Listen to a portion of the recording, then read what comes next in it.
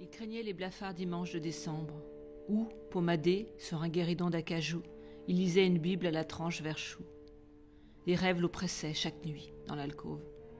Il n'aimait pas Dieu, mais les hommes, qu'au soir fauve, noirs, en blouse, il voyait rentrer dans le faubourg, où les crieurs, en 3 roulements de tambour, font autour des édits rire et gronder les foules.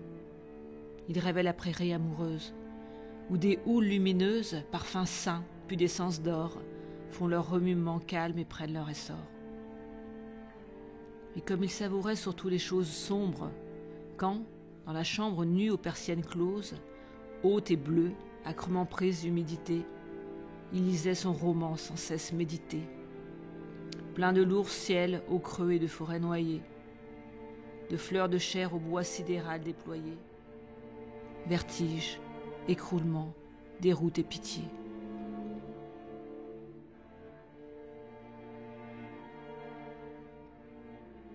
Corbillard de mon sommeil, isolé, maison de berger de ma niaiserie, le véhicule vire sur le gazon de la grande route effacée, et dans un défaut en haut de la glace de droite tournaient les blêmes figures lunaires, feuilles, seins. Un vert et un bleu très foncé envahissent l'image, d'étalage aux environs d'une tache de gravier. Ici va-t-on siffler pour l'orage, et les sodomes et les solimes, et les bêtes féroces et les armées. Postillons et bêtes de songe reprendront-ils sous les suffocantes futaies pour m'enfoncer jusqu'aux yeux dans la source de soie et nous envoyer fouetter à travers les eaux clapotantes et les boissons répandues rouler sur l'abois des dogues.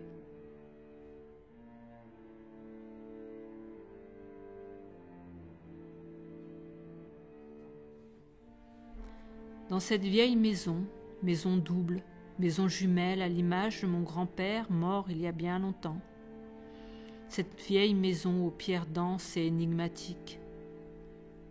Cette maison tombeau, saturée de mémoire. Il m'a fallu du temps, il m'a fallu mourir de nombreuses fois avant de savoir. Savoir que depuis toujours il me hantait et qu'il ne cesserait jamais.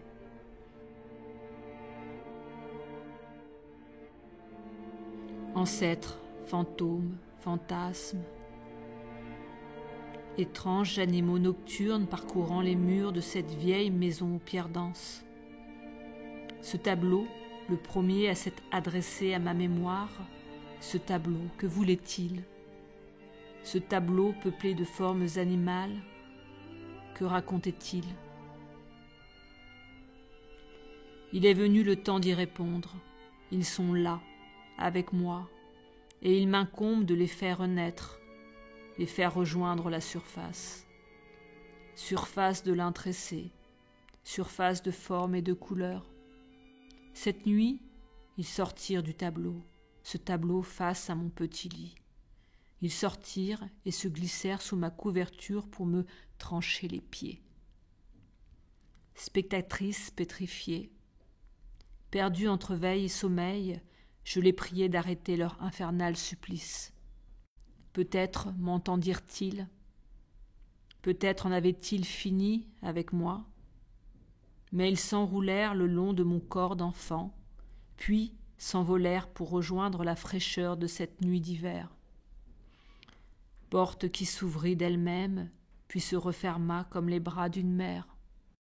Depuis longtemps, je sais que je ne m'appartiens pas, que je leur suis dédié et que c'est à eux de tracer et tresser mon existence. Ils sont mon sang et ma mémoire.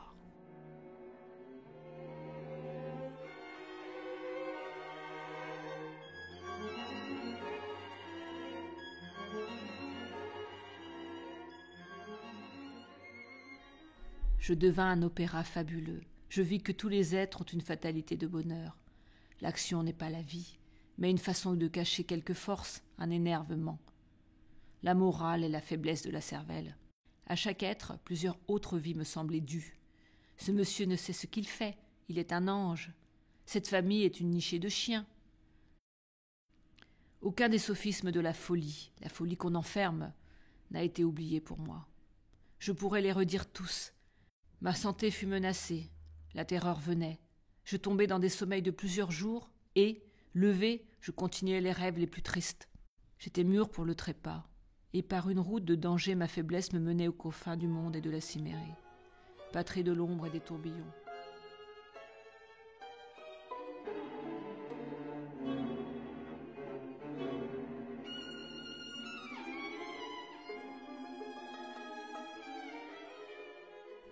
Les tableaux m'ont toujours parlé, ils ont accompagné mon enfance et guidé mon chemin.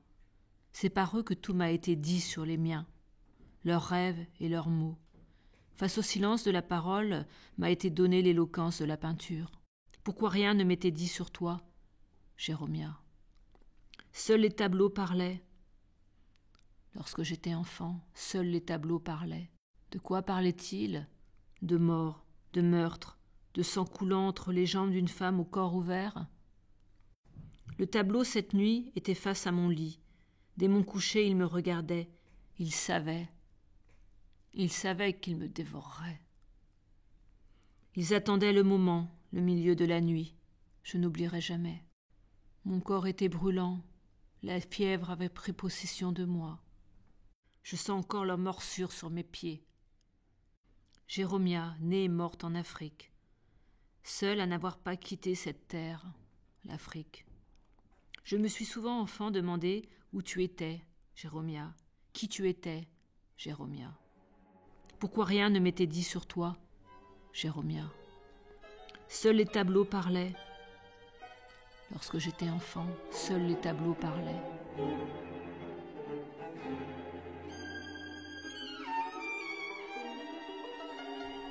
La clarté de la lune tressaille en rayons incertains et part à travers le minuit. Les nuages volent comme déchirés par la tempête. Cohorte dissoute après une bataille sauvage, le cédron mugit en flot indompté. Le mont des oliviers repose sur ses flancs rocheux et muets. La petite fille de la petite chambre s'est effacée il y a bien longtemps. Et les tableaux suspendus au mur de la petite chambre, que sont-ils devenus? Oiseaux étranges, oiseaux hurlants, brisant la surface entoilée, peuplant les draps de mon lit, lit d'enfant, drap blanc, brisant la nuit. Petite chambre rose, où es-tu? Ils m'ont dévoré et emporté avec eux, étranges oiseaux hurlants. Parlez-moi encore, tableau de mon enfance, parlez-moi encore, vous qui seuls avez la mémoire de mon sang. Dites-moi, où sont partis les fantômes, les oiseaux grimaçants, et le regard de Jérômia, et cette femme au sang qui coule entre les jambes, et cette ombre glissant sur une marche, méandre d'escalier taché de sang, et ce visage d'homme s'extirpant d'un brouillard de couleurs. Dites-moi, ombre de ma mémoire, dites-moi. L'obsession s'est perdue, elle est devenue fantôme odorant qui se déploie en de grands jours de lumière muette. Alors que s'allume si faiblement cet azur qui souvent blanchoie et qu'au bruit épars se raccroche un absurde silence de pause naturelle, tandis qu'à l'odeur des repas, du travail se mêle la laine vagabonde des bois, enfuie dans les recoins noyés d'ombre ou bien inondés de soleil des premières collines, lassitude, de mouvements venus, semble-t-il, d'un autre âge, et que comble cet âge-ci, qui vit dans un autre amour. Encore enfant, je rêvais de ces souffles, déjà pleins de fraîcheur, que le soleil tiédit, pans de forêt, chênes celtiques, broussailles et forêts de ronces dépouillées, roux, presque mis à nu par un automne au grand soleil, et golfe de feuilles nordiques aveugles et déserts.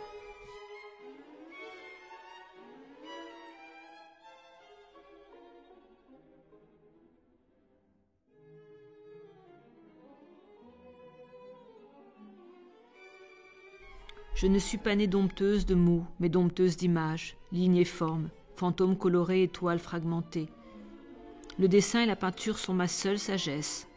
Mon amour est fait d'images et de perspectives, ma pensée de lignes et de proportions. Les images furent ma première langue, monde sourd, silence des voix et paroles colorées. Ils ne m'ont pas dit, ils m'ont d'abord montré. Parlez-moi encore de Jérômia, tableau de mon enfance. Parlez-moi encore de Jérômia, tableau de mon enfance, de Richard et des autres, esprits animaux, esprits de mon sang, ombre de ma mémoire, ombre de ma mémoire.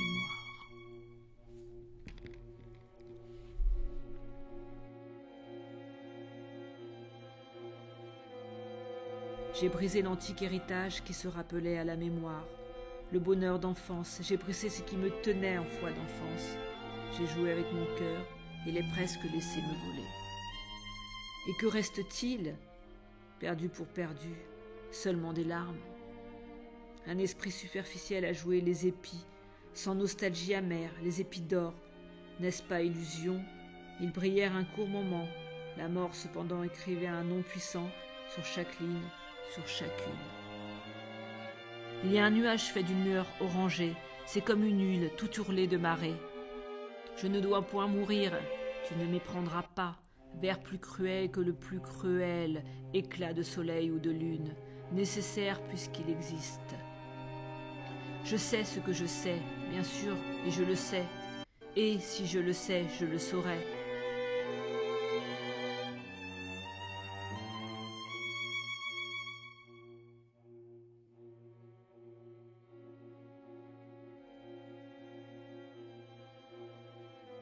Par la lune d'été vaguement éclairée, debout, nu et rêvant dans sa pâleur dorée, que tache le flot lourd de ses longs cheveux bleus, dans la clairière sombre où la mousse s'étoile, la dryade regarde au ciel silencieux. La blanche chez l'aînée laisse flotter son voile, craintive sur les pieds du bel Endymion, et lui jette un baiser dans un pâle rayon.